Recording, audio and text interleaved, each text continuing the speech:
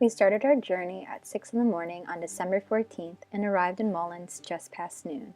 We were anxiously awaiting to see what Dewey and his friends had been planning for us when we return in the spring.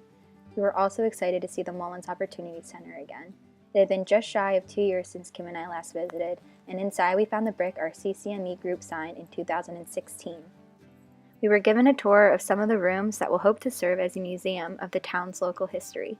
We found felony records from the 1930s, old typewriters, and plenty of memorabilia from this town's rich connection to the railroads.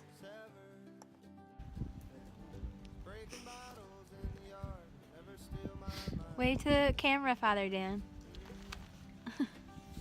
After the tour, we migrated outside to check out the new saw they had purchased for logging, as Dewey plans to build a log cabin in the orchard that you will see later in this video. We also wanted to see how the high tunnel was doing. The high tunnel, as some of you know, was built with the assistance of the Duquesne CCME group in 2015 and is the highlight of some of our efforts here in Mullens.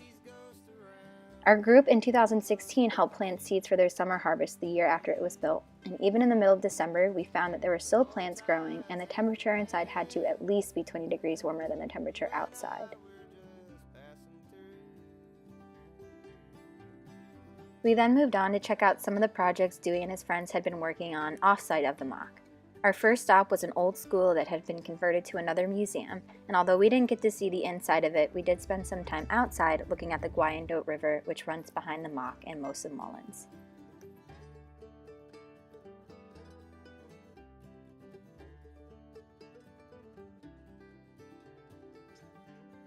From there, we decided to go up to the orchard.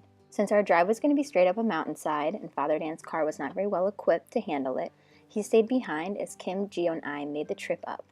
It was really rocky and very narrow, and as you can see from the concerned look on my face, I was a little bit nervous about it. It took us about 15 minutes to get all the way up to the top, but once we got there, it was totally worth the trip. Dewey and his friends have been planting several trees up here in the orchard, trying to do their best to keep the deer from ravaging it. And along with the trees, they're also growing some mushrooms. Kim, our resident naturalist, wanted to check them out and even gave Dewey some incredibly useful advice to increase their growth throughout the rest of the year.